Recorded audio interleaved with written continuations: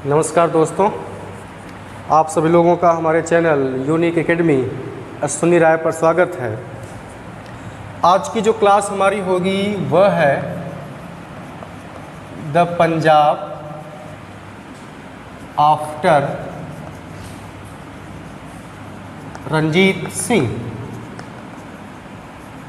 And administration,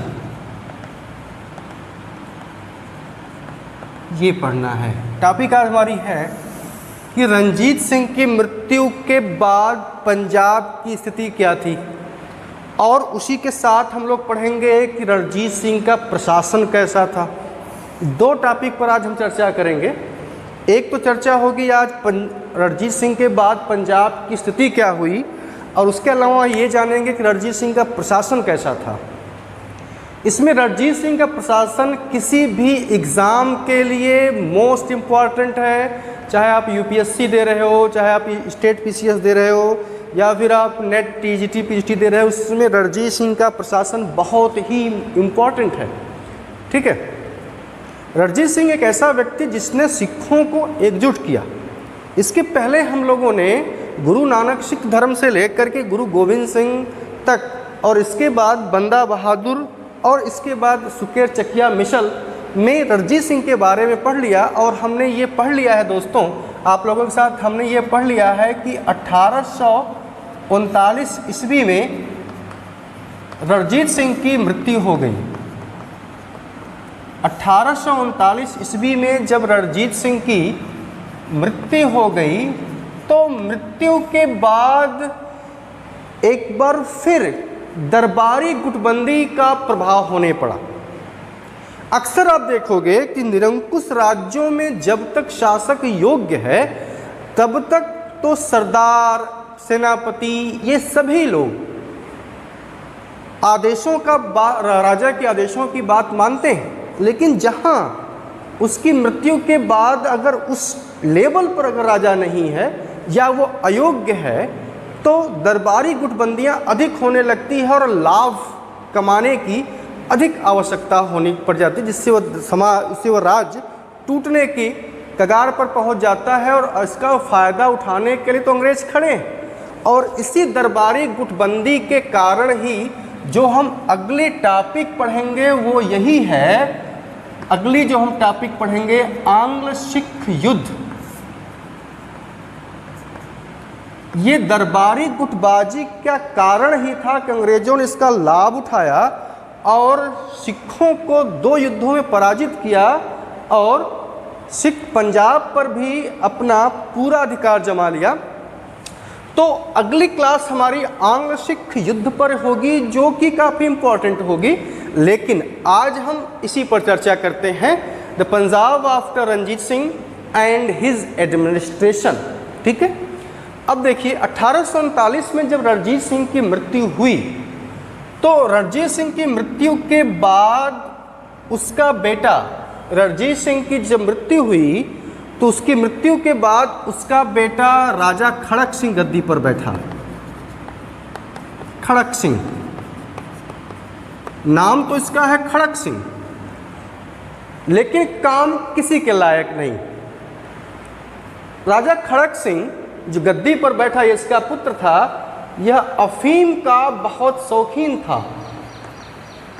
मतलब ये आप कह सकते हो कि यह पंजाब जैसे बड़े साम्राज्य के दृष्टिकोण से नकारा था। ठीक है, तो राजा खड़क सिंह का जो वजीर था, राजा खड़क सिंह का जो वजीर था वह था ध्यान सिंह। ठीक है, अब क्या हुआ कि सिखों में दरबारी गुटबंदी बढ़ गई।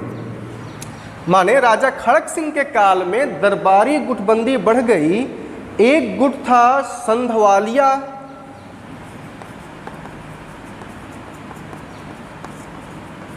और दूसरा गुट था डोगरा बंधु।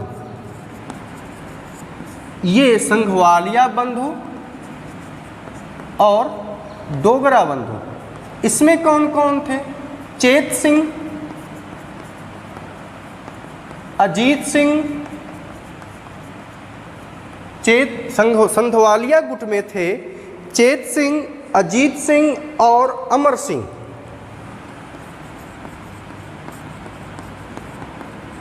ठीक। और डोगरा बंधुओं में कौन कौन थे? तो डोगरा बंधुओं में थे ध्यान सिंह,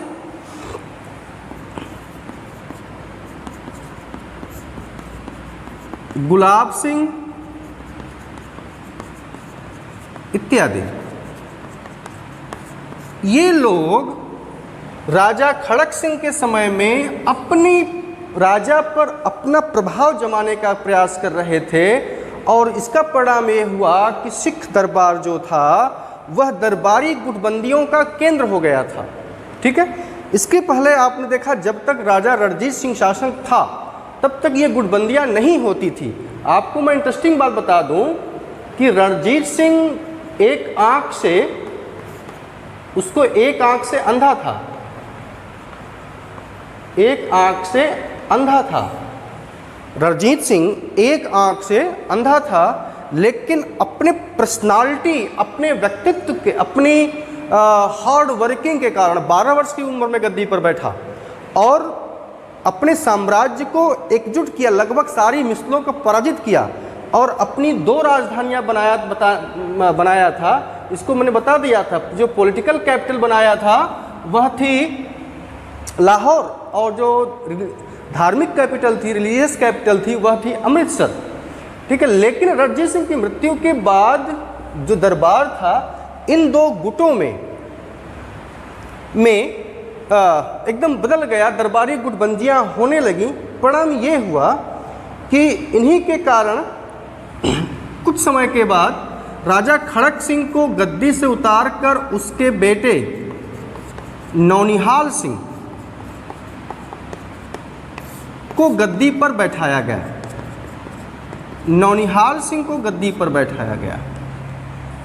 रणजीत सिंह के बाद जितने भी राजा बने, कुल 4, रणजीत सिंह की मृत्यु के बाद कुल 4 राजा बने और 4 वजीर भी बने। तो इन 4 रणजीत सिंह की मृत्यु के बाद इन 4 राजाओं में नौनिहाल सिंह इन 4 राजाओं में नौनिहाल सिंह ही सबसे योग्य शासक था। ठीक है। इसके काल में कुछ जगहों पर सिखों ने विजय भी प्राप्त किया, परंतु आगे क्या हुआ, इतिहास में घटनाएं बड़ी तेजी से बदली। 5 नवंबर, बहुत ध्यान से देखिए, 5 नवंबर 1840 ईस्वी में जेल में ही, आप लिख लेंगे पूरी बात, जेल में ही राजा खड़क सिंह की मृत्यु हो गई। जब जेल में राजा खड़क सिंह की मृत्यु हो गई तो उनको अंतिम संस्कार, राजा खड़क सिंह का दाह संस्कार करके, बहुत ध्यान सुने, राजा खड़क सिंह का दाह संस्कार करके जब नौनिहाल सिंह लौट रहा था, ठीक है, राजा खड़क सिंह का दाह संस्कार करके जब नौनिहाल सिंह लौट रहा था तो जब वो घर आया और एक साहतीर के गिरने से नौनिहाल सिंह की भी मृत्यु हो गई। एक साहतीर गिरने से नौनिहाल सिंह की मृत्यु हो गई। अब क्या हुआ फिर? अब इस समय राजा बनाने की भूमिका क्या थी? तो ये जो वर्ग है, अब ये देखिए दोस्तों, ये जो 2 गुट है यह किंग मेकर की भूमिका में आ गया। ये दोनों गुट अपने मनमाफिक किंग बनाने की होड़ लग गई और अपने हिसाब से किंग मेकर बनाने की जो इनकी होड़ लग गई। परिणाम ये हुआ कि अब जो है संधवालिया गुट ने चांद कौर का समर्थन किया, चांद कौर का समर्थन किया। ये जो चांद कौर है, यह चांद कौर जो थी ये खड़क सिंह की विधवा, चांद कौर जो थी ये खड़क सिंह की विधवा थी। ठीक। यहाँ तक बात समझ में आ गई। और डोगरा बंधुओं ने मैं यहाँ बनाता हूँ, डोगरा बंधुओं ने एक रणजीत सिंह के पुत्र थे, रणजीत सिंह के पुत्र शेर सिंह का समर्थन किया।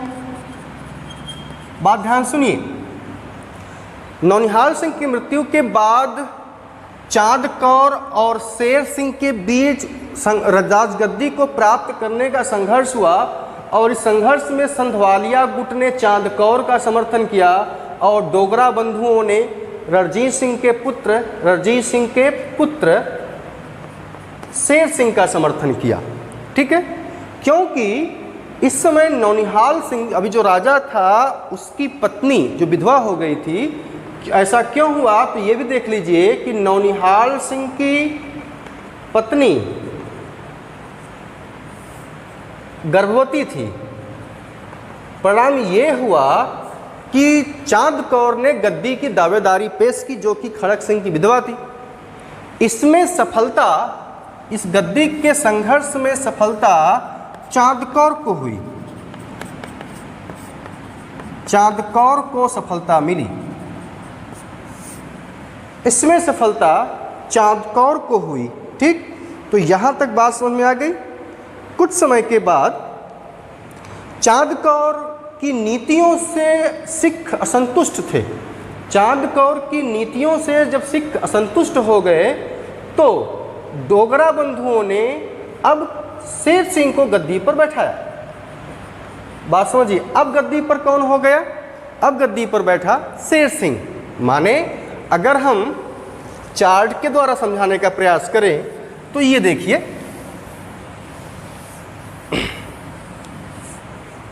रणजीत सिंह की मृत्यु के बाद जो गद्दी पर बैठा वह था खड़क सिंह।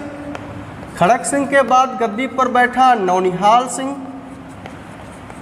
अब नौनिहाल सिंह के बाद गद्दी पर बैठा शेर सिंह। ठीक, शेर सिंह गद्दी पर बैठा। परंतु 1843 ईस्वी में, बल्कि मैं ऊपर कर दूं, परंतु 1843 ईस्वी में 1843 ईस्वी में अजीत सिंह ने, डाटा बहुत होता है लेकिन आप डाटा मत याद रखिए, केवल कॉन्सेप्ट पकड़िए। अजीत सिंह ने शेर सिंह को गोली मार दी। शेर सिंह को गोली मारकर हत्या कर दी, गोली मारकर हत्या कर दी। अब शेर सिंह के बाद जो अगला राजा बना वह था दलीप सिंह। शेर सिंह के बाद जो अगला राजा बना वह था दलीप सिंह। दलीप सिंह ये कौन था? यह रणजीत सिंह का पुत्र था, रणजीत सिंह का पुत्र था। और ये दलीप सिंह जो है, मैं इसको यहाँ लेके जाता हूँ। दलीप सिंह जो था यह अल्पवयस्क था, अल्पवयस्क था। परिणाम ये हुआ कि इस समय सारी शक्तियाँ दलीप सिंह की माता रानी जिद्दा या जिंदा के हाथों में थी। इसमें मतलब रानी जिंदा ही संरक्षक की भूमिका में थी। बात समझ में आ रही है? अब ये देखिए, अब इसको हम इस तरह समझाने का, अब लास्ट यही अंतिम राजा होगा। अब ये आप बना लिए होंगे, लिख लिए होंगे। हम अब दलीप सिंह के बारे में बता देते हैं। ये देखिए, बात करते हैं दलीप सिंह की। जब दलीप सिंह राजा बना, यह अल्पवयस्क था। दलीप सिंह राजा बना तो यह अल्पवयस्क था। ठीक है, अल्पवयस्क होने के कारण इस समय संरक्षिका की भूमिका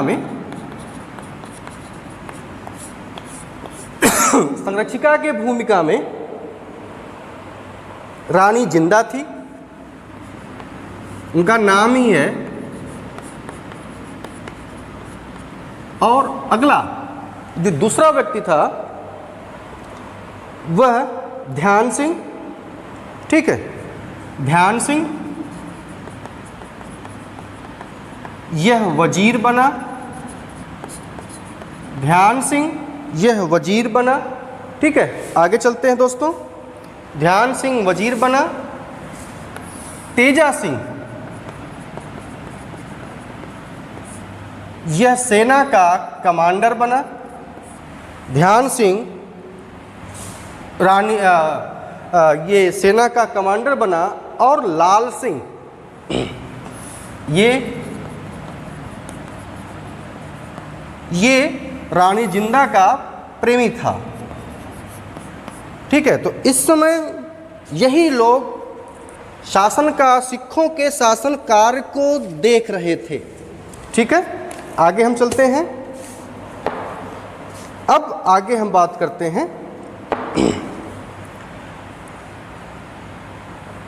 ये, और अंतिम इसलिए था क्योंकि जब एंग्लो सिख वार हुआ, 2 युद्ध हुए, इन दोनों युद्धों के बाद दलीप सिंह को, इसमें सिखों की पराजय हुई और दलीप सिंह को इंग्लैंड भेज दिया गया पेंशन के रूप में, पेंशन दे करके इंग्लैंड भेज दिया गया, और उनसे कोहिनूर हीरा ले लिया गया, जो विक्टोरिया को, उस समय की जो महारानी थी विक्टोरिया को दे दिया गया।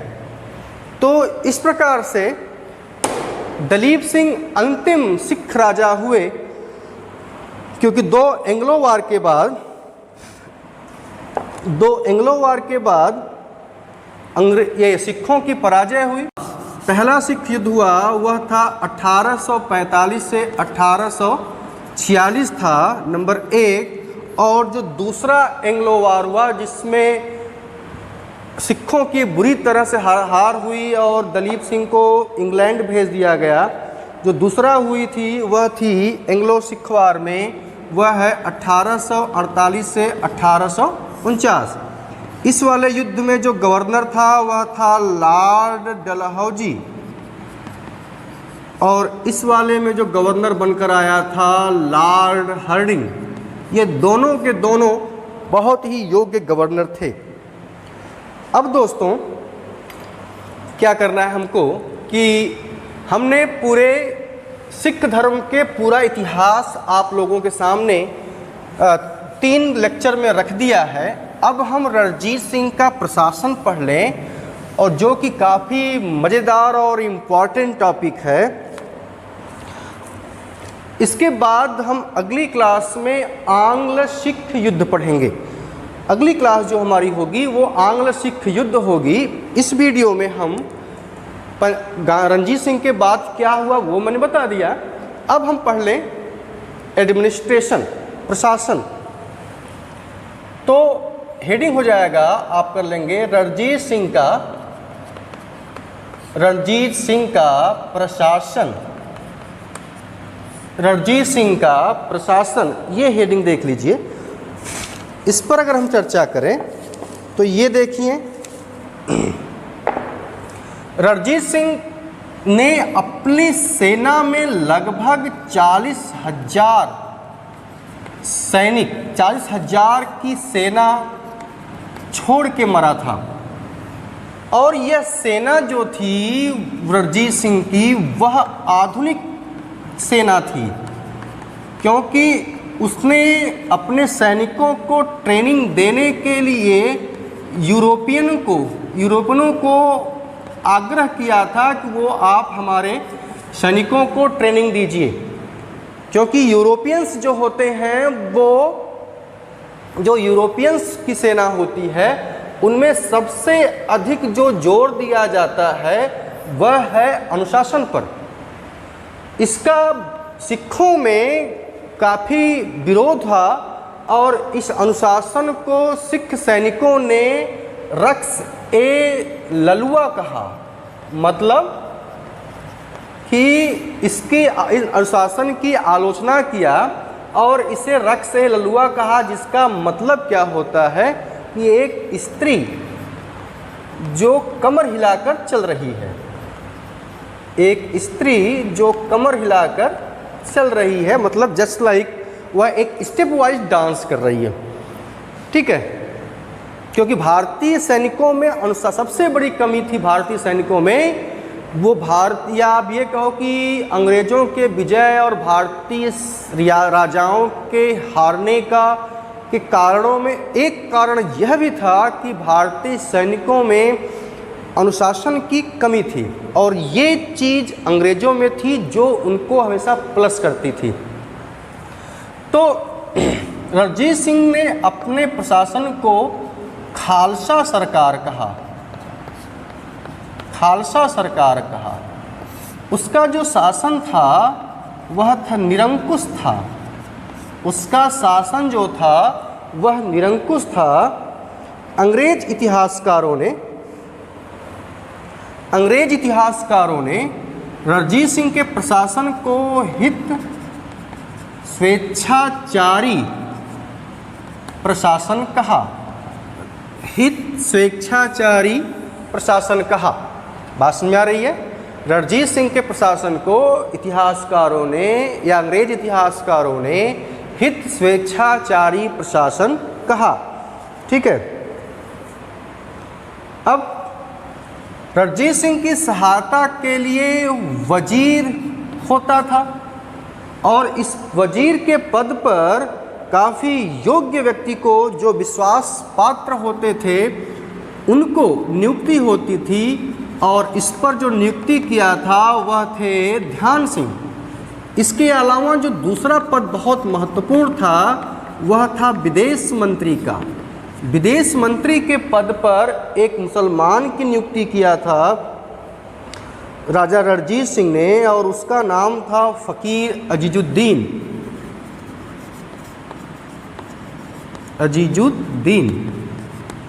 ठीक है, मतलब रणजीत सिंह ने योग्य सेना और योग्य लोगों की नियुक्ति में कहीं भी धर्म को आड़े नहीं आने दिया।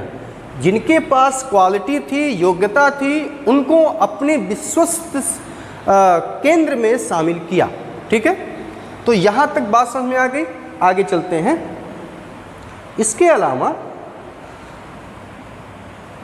प्रशासन जो उसके अलावा, ये तो केंद्रीय प्रशासन हो गया। अब मैं इसको मिटा दूं तो बात समझ में आएगी।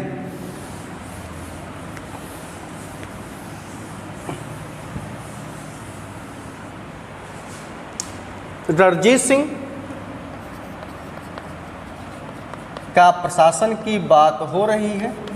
प्रशासन में सबसे ऊपर केंद्रीय शासन। केंद्रीय शासन 5 लोगों के हाथों में, आप वजीर, विदेश मंत्री, वित्त मंत्री, सेनापति और मुख्यमंत्री, इन पर 4-5 लोगों का 5 लोग काफ़ी विश्वस्त लोग होते थे जो उसका सहयोग करते थे। ठीक है, केंद्रीय शासन के नीचे प्रांतीय शासन होता था।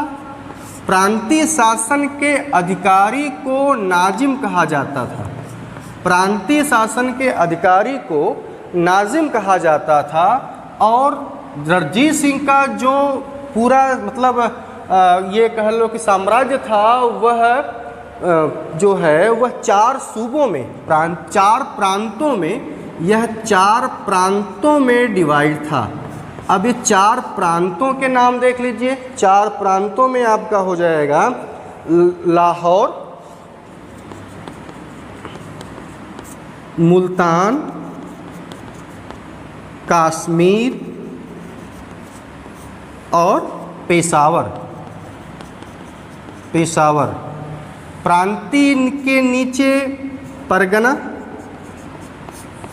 प्रांतीय शासन के नीचे परगना। ठीक है, परगना होता था। ये परगने ताल्लुक में विभक्त थे। और सबसे नीचे अगर कट गया हो तो आप लिख लीजिएगा, सबसे नीचे मौजा जिसको गांव कहते थे, सबसे नीचे मौजा जिसको गांव कहते थे। ठीक है, प्रशासन की यह सबसे छोटी इकाई होती थी। मौजा जो था वह प्रशासन की सबसे छोटी इकाई होती थी। ठीक है, अब ये परगना, ताल्लुक और मौजा। ठीक है, तो ये रहा रणजीत सिंह का प्रशासन। सैन्य शासन की बात करें तो सैन्य शासन के लिए उसने एक नियमित सेना का गठन किया। सेना को नियमित महीने का नियमित वेतन दिया, मतलब महीने का वेतन दिया, नियमित वेतन दिया, जिसे माहदारी, जिसे वेतन जो दिया जाता था उसको महादारी कहा गया।